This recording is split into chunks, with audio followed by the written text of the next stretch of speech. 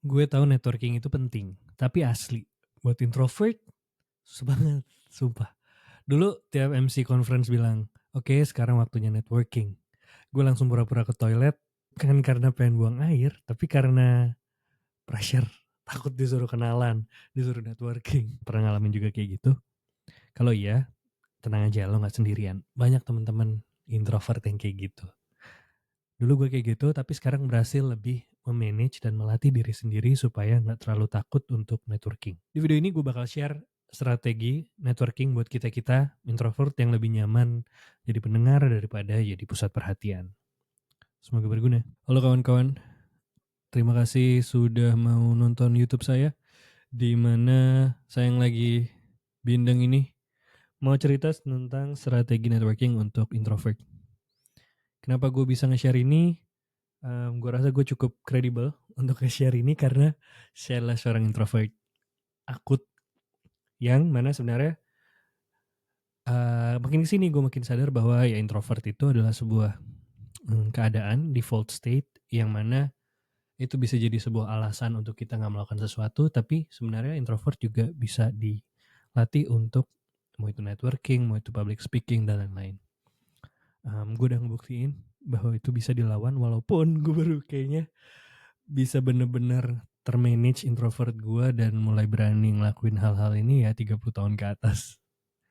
Sebelumnya, ya Allah, tiap ada networking session, ada workshop, terus sesi coffee break dan networking kayak gue, sumpah gue default action gue adalah gue ke kamar mandi, pura-pura pipis, boker, supaya nggak awkward untuk networking gitu. Daripada gue sendirian duduk diem-diem aja gitu kayak gue melarikan diri. Dulu pas gue masih ngerokok 2020 ke belakang tuh masih enak tuh kayak ada cheat code, lu ngerokok lu pasti ngobrol gitu karena lu keluar lu membentuk lingkaran deket asbak ngerokok dan ngobrol gitu. Itu enak banget cheat code, tapi semenjak gue gak ngerokok kayak fuck, itu gue kabur biasanya. Dan apabila kamu seperti saya, ini adalah kamu nih. Jadi yang lainnya lagi ngobrol-ngobrol, lau sendirian aja di pojokan, ya nggak? Padahal sebenarnya pengen kan kenalan sama dia. Ya kita selalu dengar bahwa networking kan harus gitu. Apalagi gue bisnis, networking tuh harus gitu. Cuma susah coy. Cuma ini yang gue akan share strateginya yang at least berhasil buat gue. Semoga berhasil buat kamu juga. Pertama-tama kita harus reframing dulu nih. Networking itu apa sih sebenarnya? Networking itu apa buat teman-teman?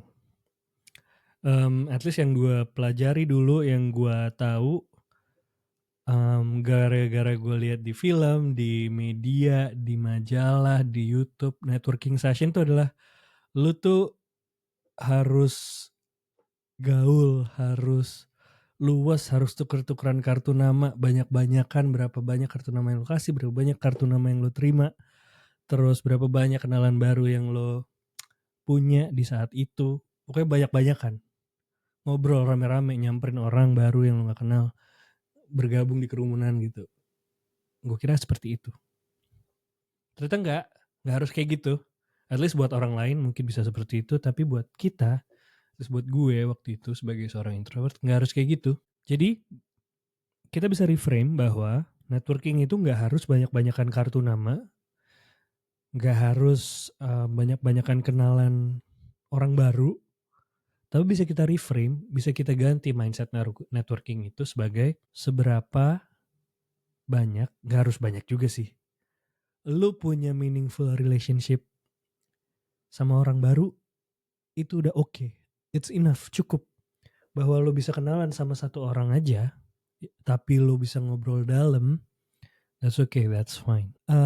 Makin kesini, makin tua terutama, ketika gue switch dari banyak-banyakan kartu nama ke meaningful relationship ini, gue malah happy, gue malah seneng ketika ada networking session. Karena di dalam kepala gue, networking session itu lu gak harus banyak-banyakan, lu gak harus secara awkward kenalan satu sama lain, lu gak harus secara kayak gitu, kayak aneh gitu, kayak lo ngasih sesuatu value, kayak ada yang bisa gue bantu gak, ada yang bisa gue jual nggak ya ke dia, dalam hati ngomong gitu. Tapi seberapa bisa berteman lo dengan satu orang? Cukup, that's fine.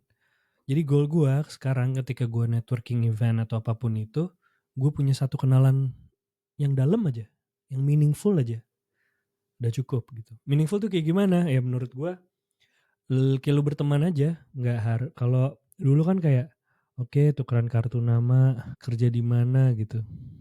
Dulu ya. Sekarang title-nya apa? Dulu gue kira kayak gitu, cuma nggak harus kayak gitu. Literally temenan aja kayak, ya kerja di mana boleh ya. Kerja di mana, terus lagi ada apa yang seru, terus temenan aja kayak, abis ini mau kemana?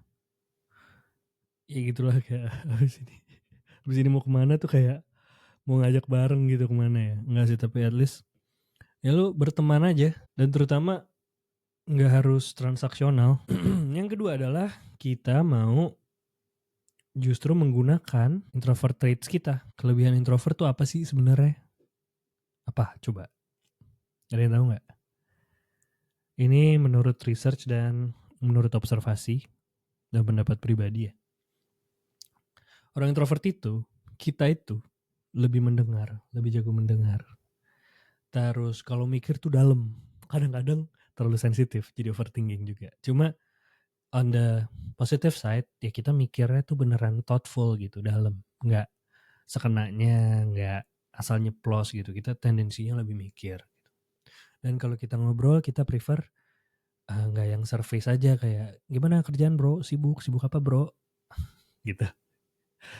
Nggak kayak gitu, tapi kita lebih meaningful conversation kayak, gimana, lagi ada challenge apa, terus somehow bisa ngobrol dalam, kayak being vulnerable gitu. Gue ngerasa gitu ketika introvert ketemu introvert tuh bisa tiba-tiba dalam.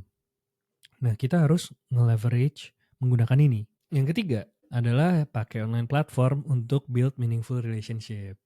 Ini gue demen banget. Karena dengan online itu kan kita gak harus ketemu langsung ya. Jadi kita lebih bisa mencerna, lebih punya waktu untuk mikir mau ngomong apa. Less pressure juga buat kita berteman, bernetworking gitu. Jadi secara pribadi sih gue lagi banyak banget nambah temen dari Twitter, dari Instagram gitu. Jadi jurus gue sekarang adalah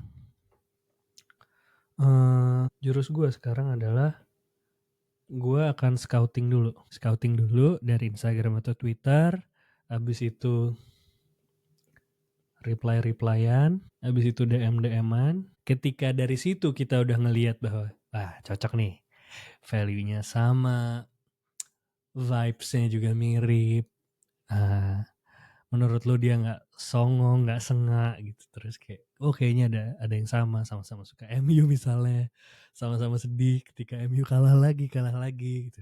Wah, cocok nih. Baru kita ajak one-on-one networking, ngopi. Nah, cara ini menyebabkan kita udah ngefilter duluan gitu, bahwa ini orang cocok, jadi kita udah less pressure.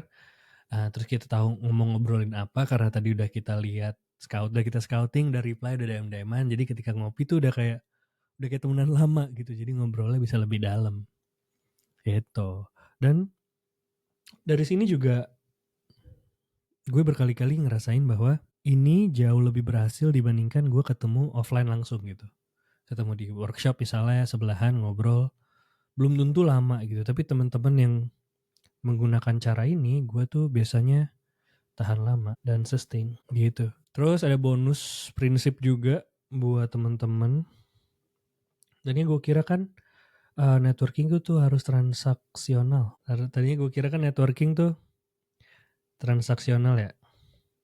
Yaitu ketika kita bisa ngasih apa ke dia, dia akan bantu kita in return gitu. Jadi kita harus punya sesuatu dulu untuk kita kasih.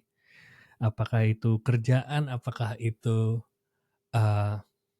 koneksi gitu. At some level ketika lu udah cukup tinggi, lu mau connect dengan seseorang yang tinggi juga, mungkin lu harus punya value dulu. Kalau mau yang tinggi. Kenapa ini iPad saya Tinggi. Tapi sebenarnya kalau buat yang baru mulai juga, buat yang sepantaran gitu ya, nggak harus begitu sebenarnya. Nggak harus transaksional, bisa aja namanya transformasional atau temenan. Yaitu, ini bahasa gampangnya ya temenan aja, lu nggak harus ngasih sesuatu, ya lu berteman aja dulu. Mungkin lu bisa ngasih sesuatunya nggak saat itu juga, cuma sustain jangka panjang ketika lu keingetan kayak kayaknya ini cocok buat dia, lo forward ke dia gitu misalnya, tanpa ada niatan gue harus dapat sesuatu dari dia gitu. Ini juga lumayan merubah ini gue sih, stance gue ketika networking.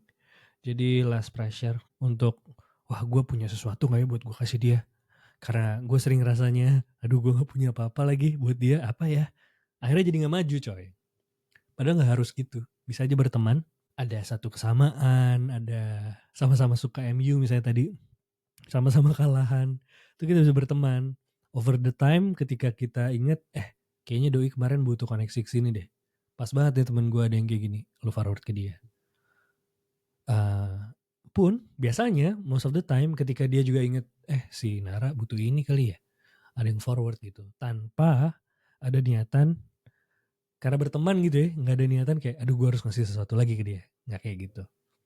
Jadi ketika prinsip ini kita terapkan, bernetworking bisa jadi lebih enteng. Sehingga ketika enteng jadi bisa networking lebih banyak.